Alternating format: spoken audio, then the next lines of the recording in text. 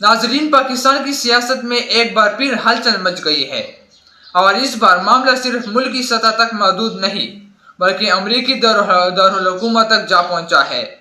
Washington میں ہونے والی فیصلہ کن ملاقاتوں نے اسلام آباد میں سیاسی درجہ حرارت کو مزید بڑھا دیا ہے۔ ذرائع کے مطابق بلاول بھٹو زرداری اور شہباز شریف کے قریبی حلقوں کے درمیان اڈیالہ جیل کے حوالے سے ایک اہم پیش رفت پر مشاورت ہوئی ہے۔ یہ اطلاعات سامنے آ رہی ہے کہ دونوں بڑی جماعتوں کے رہنماؤں میں اڈیالہ جیل سے متعلق کسی سمجھوتے پر بات چیت ہوئی ہے۔ سیاسی مبصرین کا کہنا ہے کہ اس کا مطلب یہ ہو سکتا ہے کہ کچھ اہم قیدیوں کو مستقبل پر مشترکہ لائحہ عمل بنایا جا رہا ہے۔ کیا یہ لائحہ عمل کسی ممکنہ NRO کی شکل اختیار کرے گا یا پھر یہ صرف سیاسی فائدے کے لیے وقتی حکمت عملی ہے؟ یہ سوال ابھی کھلا ہے۔ دوسری طرف پاکستان تحریک انصاف کے لیے آج کا دن غیر معمولی رہا۔ پارٹی ذرائع کا کہنا ہے کہ ایک بڑی سیاسی شخصیت نے PTI میں شمولیت کا فیصلہ کر لیا ہے۔ نام ابھی تک خفیہ رکھا جا رہا ہے، لیکن اندرونی اطلاعات بتاتی ہے کہ یہ شمولیت آنے والے دنوں میں سیاسی منظرنامہ بدل سکتی ہے۔ یہ شخصیت ماضی میں کسی بڑی ہی حکومتی جماعت کا حصہ رہ چکی ہے اور ان کا سیاسی اثر و رسوخ کئی حلقوں میں مضبوط سمجھا جاتا ہے۔ PTI رہنماؤں کا دعویٰ ہے کہ یہ شمولیت بیانیے کی فتح کا ثبوت ہے۔ اسی دوران 9 مئی کے واقعات کی گونج ابھی تک ختم نہیں ہوئی۔ تازہ ترین خبر یہ ہے کہ اس کیس میں ملوث ایک جج کو بھی جیل بھیج دیا گیا ہے۔ یہ پہلا واقعہ ہے جب کسی عدالتی شخصیت کو 9 مئی کے تناظر میں اس طرح کا سامنا کرنا پڑا ہے۔ قانونی ماہرین اسے ایک بڑا قدم قرار دے رہے ہیں، لیکن سوال یہ ہے کہ کیا یہ فیصلہ قانون کی بالادستی کی علامت ہے یا سیاسی انتقام کی ایک اور مثال؟ واشنگٹن میں ہونے والی ملاقاتوں کی تفصیلات اگرچہ مکمل طور پر سامنے نہیں آئے، مگر سفارتی ذرائع بتاتے ہیں کہ ان میں پاکستان کی سیاسی سمت، معیشت کی بجائی اور آئندہ عام انتخابات کے حوالے سے بات چیت ہوئی ہے۔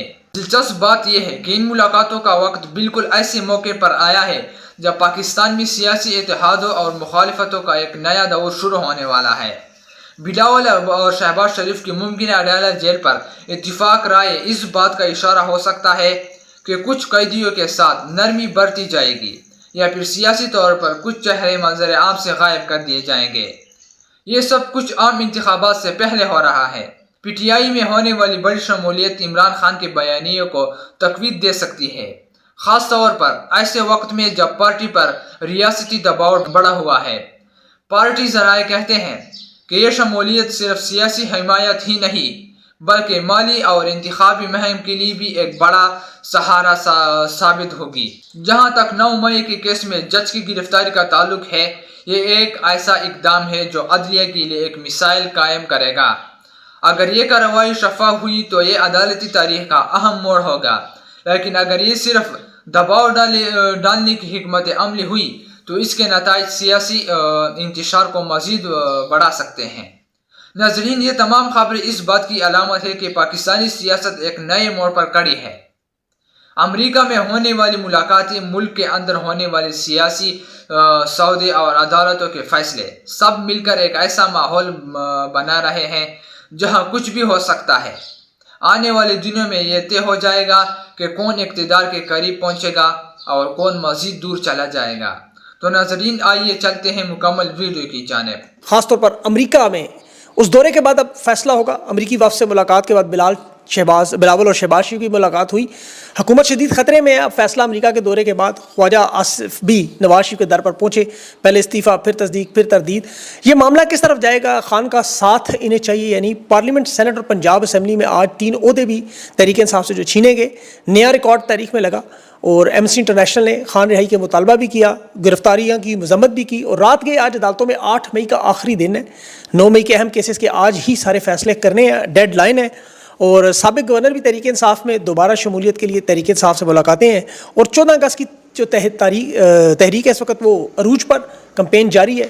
اور مودی ٹرمپ کا معاملہ بڑھ گیا، امریکہ کے دورے منسوخ، اسلحہ خریدنے سے انکار، وزیر دفاع کا دورہ منسوخ، اور ساتھ ہی اجیت دیول کی پیوٹن سے ملاقاتیں۔ مودی نے پیوٹن کو بھارت دورے کی دعوت دے دی، بھارت کو کوآڈ اتحاد سے بھی نکالنے کی بات ہے۔ یہ سارا معاملہ امریکہ میں دورے کے بعد جو ابھی بڑا، آپ کو پتہ ہے، آرمی چیف کا دورہ ہے، اس سے پہلے بلاول کی ملاقات ہوئی، آپ کو پتہ ہے امریکی وفد سے، پھر شہباز شریف سے. اب مشکلات کا حکومت شکار ہے. یہ فیصلہ ہوگا آرمی چیف کے دورے کے بعد کہ معاملہ کس طرف جانا ہے، اپوزیشن لیڈر کسے لگانا ہے. تحریک انصاف کے اوپر قومی اسمبلی سے 3 عہدے واپس ہوئے. عمر ایوب کی اپوزیشن لیڈر سے، زرتاج گل کی پارلیمانی لیڈر سے، احمد چٹھا کی ڈپٹی پارلیمانی لیڈر سے، اور اس کے ساتھ صاحبزادہ حامد کی جو انسانی قائمہ کمیٹی تھی انسانی حقوق کی، اس کے چیئرمین نہیں ہے وہ.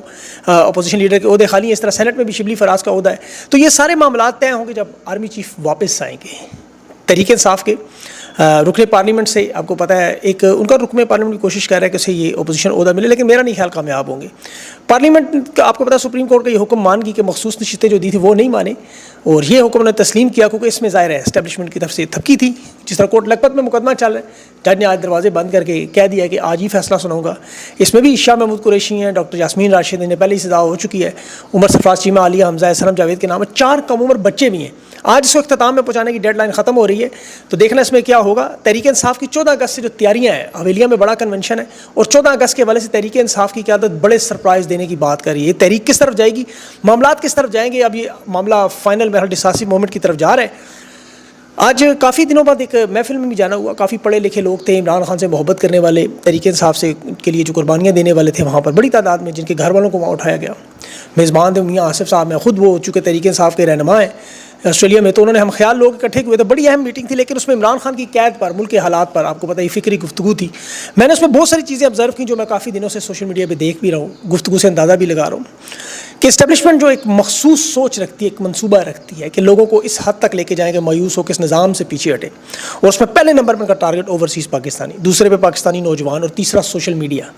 دیکھیں خان نے 27 سال کی محنت کے بعد آپ کو سیاسی دھارے میں لایا ہے. یہ نوجوان بچے جو آپ کو پتہ ہے سیاست کو بورنگ سبجیکٹ سمجھ کے بات ہی نہیں کرتے تھے، آج وہ پاکستان کی تاریخ تک سمجھ چکے ہیں، مفکر بن چکے ہیں، شعور کی منزلیں طے کر چکے ہیں. اب وہ لوگ جو 45 سے زیادہ ہیں، جو عمر کا ایک بڑا اس لیے ادھیڑ عمری کہا جاتا ہے، وہ مصلحت پسند ہوتے ہیں، مفاہمت پسند ہوتے ہیں، مدافعانہ پالیسی والے. ان کی باتوں میں یہ عکس نظر بھی آتا ہے.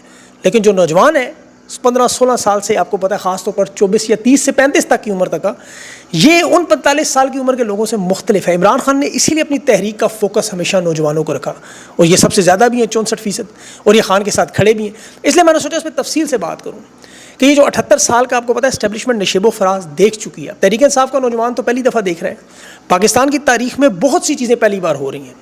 جس طرح عمران خان قربانی دے رہا ہے، یہ پاکستان کی تاریخ میں پہلی دفعہ ہے. جس طرح اسٹیبلشمنٹ ظلم کر رہی ہے، یہ بھی پاکستان کی تاریخ میں پہلی دفعہ ہے. اور اسی طرح انشاءاللہ اس ملک کی تقدیر بھی بدلے گی، یہ بھی پہلی بار ہوگا. اصل آزادی عوام کو ملے گی، یہ بھی پہلی دفعہ ہوگا. اور مکمل انشاءاللہ جمہوریت بھی واپس آئے گی، قانون کی بالادستی ہوگا. یہ سب کچھ انشاءاللہ پہلی دفعہ ہی آپ دیکھیں گے. دیکھیں اس وقت میں لوگوں کو سمجھانے کی کوشش کر رہا ہوں کہ میری آپ کو پتہ ہے کوشش یہی ہے، اور یہ پاکستان کی نہیں دنیا بھر کے مظلوموں یہی کہانی ہے. ہر ظالم ڈکٹیٹر مایوسی میں دھکیلنے کی کوشش کرتا ہے کہ آپ اپنی تقدیر کو قبول کریں، لوگوں کو مایوس کریں کہ جی نظام تو یہی رہے گا، جو مرضی کر لیں آپ، ملک کی معیشت تباہ ہو، بے روزگار ہو، نوجوان ملک چھوڑ کے چلے جائیں، ہمیں کوئی غرض نہیں، ہم نے کون سا الیکشن لڑنا ہے، ہمیں عوامی سپورٹ کی ضرورت ہی نہیں. اور اوورسیز پاکستانی یہ سوچے تو ہماری تو تقدیر میں لکھا ہے. مزاحمت چھوڑ دیں، اس کھوتا خور سوچ سے ہمیں نکلنا ہے اور دوسروں کو بھی نکالنا ہے. یہ گدھے کا گوشت اسی لیے کھلاتے ہیں کہ روحانیت اور ذہنیت پر قابو پائیں. دیکھیں اللہ نے ہمیں اسلام اور اسلامی تاریخ دی ہے، دنیا کی تاریخ. ہمیں نبی پاک صلی اللہ علیہ وسلم کے ہجرت کے وقت کو دیکھنا ہے، 23 سال اسلام مکمل ہونے کو دیکھنا ہے. غار ثور کا واقعہ دیکھیں. رسول اللہ صلی اللہ علیہ وسلم جب غار ثور میں کفار مکہ سے چھپے ہوئے تھے، کفار مکہ پہنچ کے تھے اس غار کے دہانے تک، حضرت ابوبکر صدیق رضی اللہ عنہ نے کہا کہ یا رسول اللہ اگر انہوں نے نیچے دیکھ لیا تو ہمیں دیکھ لیں گے. تو رسول اکرم صلی اللہ علیہ وسلم نے کہا غم نہ کرو، اللہ ہمارے ساتھ ہے. دوستو آپ لوگوں نے ویڈیو دیکھ لی. اگر ویڈیو اچھی لگی ہے تو ویڈیو کو لائک کریں اور اس چینل کو بھی سبسکرائب کریں تاکہ آپ کو آئندہ بھی اس طرح کے مزید اپڈیٹس ملتی رہیں.